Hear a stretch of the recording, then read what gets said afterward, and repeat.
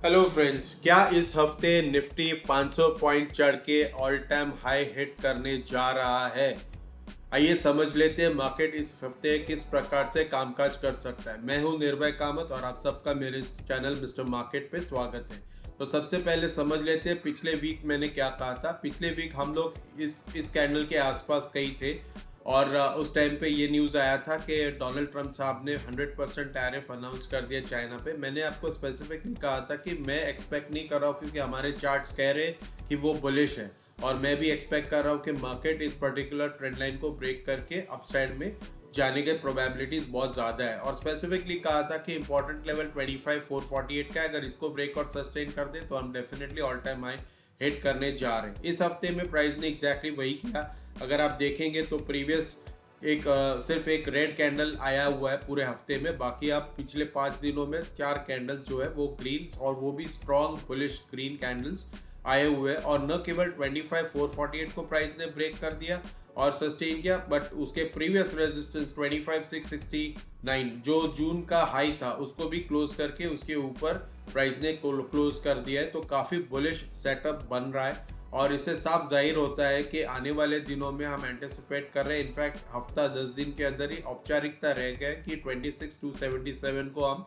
Hit करें। यहाँ पे अप्रोक्सीमेटली 500 पॉइंट का हिट डिस्टेंस अब रह गया है ऑल टाइम हाई के बीच में। तो ये कवर हो जाना चाहिए विद इन अ वीक और मे बी 10 डेज मैक्स, उसके अंदर ही शायद हम ऑल टाइम हाई हिट करने जा रहे हैं। अब इसमें अगर आप बेयर हो और आप सोचते हो कि नहीं यहीं से रिवर्सल आएगा, तो आपके फेवर में अगर मार्केट को जाना है तो क्या करना पड़ेगा? तो सबसे पहले आपको ये समझना पड़ेगा कि प्राइस को यहाँ से कहीं से रिवर्स होके इस पर्टिकुलर लेवल, यानी ये जो ऑरेंज लाइन है, फॉलिंग ट्रेंड लाइन है, इसको ब्रेक करके इसके नीचे चले जाना चाहिए। अगर प्राइस इस ऑरेंज लेवल को ब्रेक करके इसके नीचे सस्टेन करने लगता है तो अगला पॉसिबल टारगेट्स ये जो सपोर्ट लाइन है इस ये पर्टिकुलर लेवल के पास हो सकता है। प्राइस सपोर्ट लेने के लिए आने वाले दिनों में हो सकता है वो बेस्ट केस रिवर्सल सिनेरियो में। देखो मार्केट प्रोबेबिलिटी का है गेम, हम कोई स्पेसिफिकली सर्टेनिटी के साथ नहीं कह सकते कि अप ट्रेंड में ही रहेगा मार्केट। हो सकता है इन द शॉर्ट टर्म थोड़ा बहुत रिवर्सल हम देख सकते हैं। तो रिवर्सल के लिए आपको देखना है ये पर्टिकुलर ट्रेंड लाइन और इसके नीचे सस्टेन होता है तो फिर हम देख सकते हैं कि बेयर्स बहुत स्ट्रांग होंगे और वो ऑब्वियसली कि प्राइस इस पर्टिकुलर ट्रेंड लाइन के पास ज़रूर टेस्ट करने को लेके आएंगे।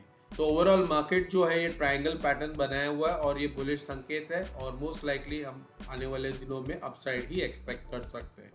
अगर हम आते हैं बैंक निफ्टी की ओर, बैंक निफ्टी में क्या किया है? बैंक निफ्टी ने इस प्रकार से इन्वर्टेड हेड एंड शोल्डर जो एक बुलिश पैटर्न है वो बनाया हुआ है डेली चार्ट्स में और उसका ब्रेकआउट था 55,835 के पास। तो आप देख सकते हैं प्राइस ने यहाँ पे 6 अक्टूबर को ब्रेकआउट जरूर दिया और उसको सस्टेन कैसे किया आप देख सकते हैं कि एग्जैक्टली 2 कैंडल्स का जो लो है करस्पॉन्डिंगली 55,835 के पास आया रीटेस्ट करने के लिए।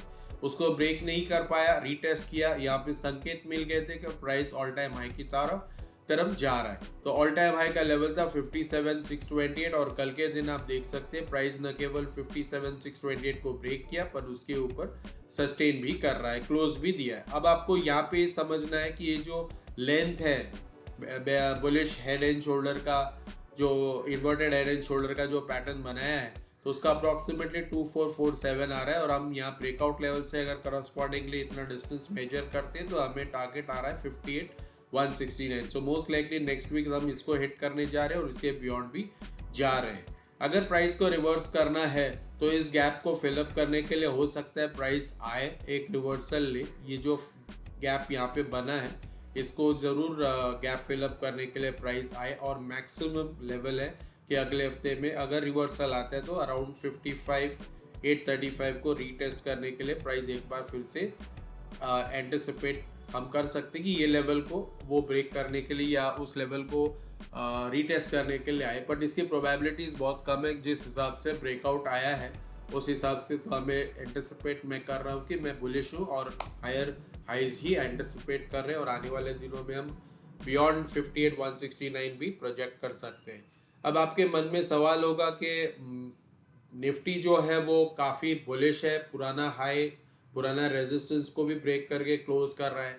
बैंक निफ्टी ने तो ऑल टाइम हाई लगा दिया लेकिन अपने पोर्टफोलियोज जो है उसमें ज़्यादा इंप्रूवमेंट नहीं दिखाई। दे रहा है, ऐसा आपके मन में जरूर विचार होगा।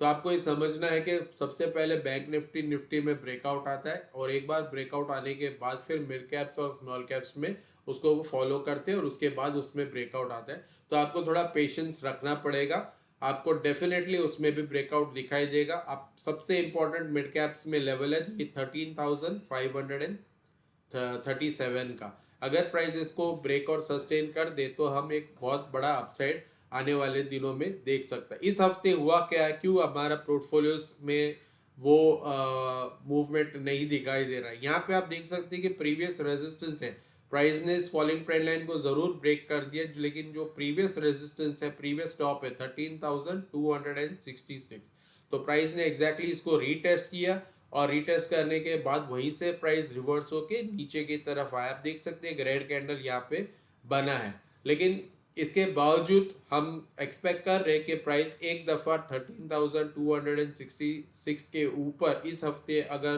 प्रोबेबिलिटी है कि अगर इसके ऊपर सस्टेन करने लगे तो हम इस प्रकार से 13,537 को भी ब्रेक करें, और उसके बियॉन्ड ये ऑल टाइम है, इसको भी ब्रेक करके इसके बियॉन्ड आने वाले दिनों में हम